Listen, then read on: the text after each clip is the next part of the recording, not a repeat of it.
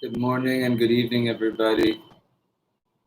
Uh, Today, this is I'm totally disturbed today, so I'm gonna try to keep it quick and try to be as serious about this as possible. Uh, so, I have kind of plugged myself out of the news circuit, with the exception of selectively going and checking the news because everything is just so overwhelming.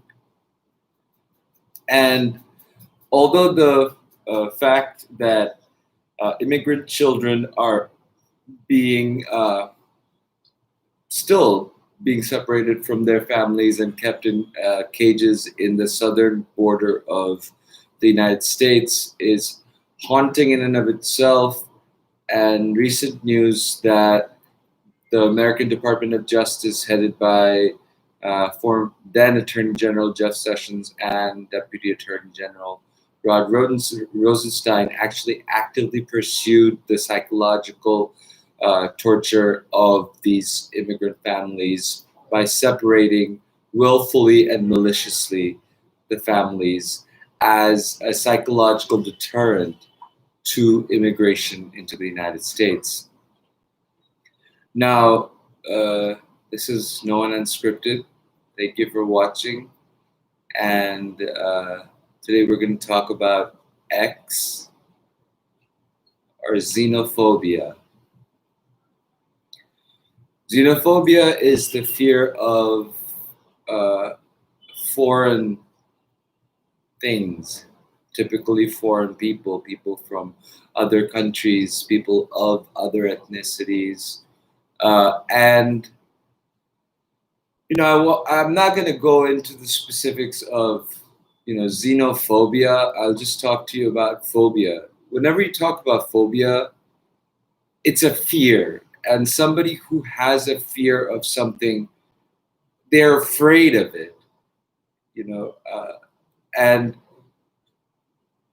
we most often in our lives react adversely, aggressively, defensively, and to the point of offensively with the psychology of self-defense. What we don't understand, what is foreign to us, and what is alien to us. We fear that. And that fear is exploited by many disparities and unequal playing fields that already exist within society. I want you to understand that no matter what you think you are, whether you think you are better than others, whether you think you are less than others, all of those things are constructions within your mind that are either reinforced or oppressively tortured into your psyche. Much like these children are going through now, what these families are going through now, what these children are going through now, will be a trauma that they will be just moving forward through generations. It's not going to go away. And this legacy of powerful people in positions of power ruthlessly, maliciously creating hell on earth for these children and their families is nothing new. It's nothing new. It reminds me of story of separate is equal. Why not? And then you go back to races should not get married. There's the gay marriage thing, and all of these are posited and founded on the idea of some sort of a value system is being taken away from those people who are being brainwashed to fear something that is foreign to them, rather than to understand it, rather than to explore it. So by numbing our senses, by saying, this is the virus from this country, or this country is a shithole, or it creates a prejudicial premise to begin with that reinforces whatever fear you have within you. And if it's coming from a position of power, so much so like the President of the United States or the governmental apparatus of any country, it is bound to have millions of people say, oh yeah, I'm afraid of that too. So since this person has reached this position of power and influence and telling me this, they're reinforcing the fear, and therefore all of the actions that I take in preparation of that fear are valid and okay and morally acceptable. And we completely take ourselves out of the shoes of the people upon whom the torture is being inflicted. And this type of desensitizing to things happen over the course of time. It's separating and making the white better than the dark, the light better than the dark, or the white better than the black, and yellow and brown and beige and whatever. And why? Because the status quo, which is held by, in this century, by white men practically all around the world at this point of globalism, or people in the highest castes or groups, socioeconomic groups, who are advantaged through inheritance and time and situation and circumstances, instead of reaching outward to help, they want to keep and amass that wealth and power. And if they have to consolidate all of that into themselves and a handful of people, they can't possibly let free minds reign. Free minds be able to read the Bible and the Quran and the Gita and the Talmud and the Torah and be able to discern from them by themselves. The people who can look at the different color of skins and try to understand where they come from and realize that they are pigments in our skin. They are genetic. They have variations. They have no bearing on one particular skin color being better than another. Being different is one thing. Being better is a matter of judgment. And in any faith, and for Americans, we're wading into the election, very end of the election season, and I've sent in my mail-in ballot already. So I'll talk to you in terms of a Christian way. Christ said, don't judge. Leave that to the universe. Leave that to God if you're a Christian. Leave that to Allah if you're Muslim. Leave that to Bhagwan, Ishwar if you're a Hindu. Leave it to somebody else to judge, not you. Judge yourself. Because the more you judge yourself, the more questions you'll have. And find people and find resources to be able to answer your questions rather than reinforce your fears. Today, the country is numbed to the children who are caged and who were purposefully, maliciously, and evilly separated by Jeff Sessions and Rod Rosenstein during the current administration of the 45th President of the United States. I don't like taking his name, and I won't. And it is the same thing as segregating schools to show that black people are not as good as white people. It's the same thing as uh, you know, clustering Native American tribes and reservations and creating restrictions and problems within those communities that cause a circle and a cycle of regression instead of progress in their lives, and have these being designed within the legal system and the financial system and the criminal justice system. This is it's corrupt, and so it won't be able to withstand the test of time. It will fall. And we have to, at some point, we've been a civilization for millennia now. At some point, we have to say, okay, no, all right. Rome fell. The Greeks fell. The Romans fell. Then several other dynasties in China, Mongolia fell. India has been a bubble bursting for the past 5,000-6,000 years.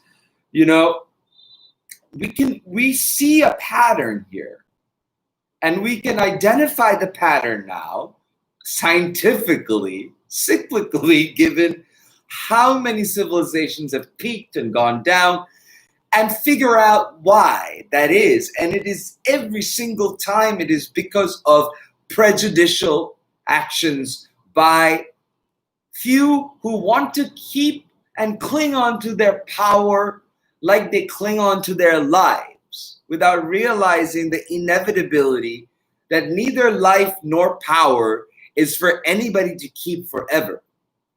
It is only what we do in our lives, with our lives, that stays and that remains. And, that's why monarchies fell, but monarchies are still sort of crawling around the place with millions of dollars of tiaras and Bentleys and Maybachs. Why? Why? I mean, why? One of the most noble things that I've seen someone do was Prince Harry saying, all right, I'm done with that. I'm going to try and do it on my own. Kudos to him. If noble, the noble structure, what's noble? Judgment is not noble. Judgment is lowly and evil. Noble is generosity and kindness and compassion and understanding and being a good Samaritan and taking care of these families and children and telling people to wear masks during a full-blown pandemic that has killed over 1 million people throughout the world in less than a year. Instead of telling them it's like the flu, instead of telling them that the previous administration also did this, also caged children. First of all, I don't know the degree to which they did and whether they stopped once it was found. I don't know the facts, but it didn't come out in the news, in any news channel. In any news channel. And that included Fox, by the way. There wasn't a case where Fox News anchor a Breitbart or Alex Jones or Sean Hannity or Rush Limbaugh, none of them went and reported during the 8 years of the Obama administration that there was something of this magnitude and evilness happening in America under the first non-white president, ironically enough.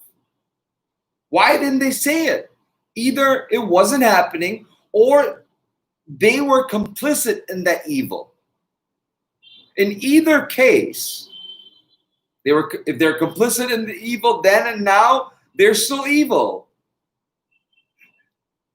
And if they didn't say anything because nothing was happening and now they're saying something was happening, that's evil because they're lying and then being complicit. So all politics and all spin aside, understand this. You need to go somewhere to feel safe. for whatever reason. So you take your loved ones and you travel to that place under great trial and tribulation. You reach that place with the hope and the dream that their tired, huddled masses will be taken in.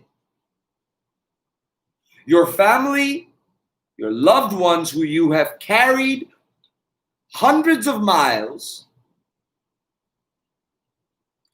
are separated from you. Your children and your child is taken from you and put in a gymnasium you don't know where, in a cage, wrapped in one of those, whatever shiny blanket looking things. What would you do?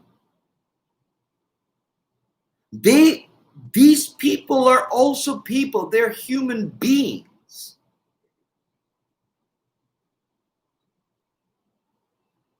What would you do? How would your child grow up normally? Would they ever be able to live and feel normal ever again?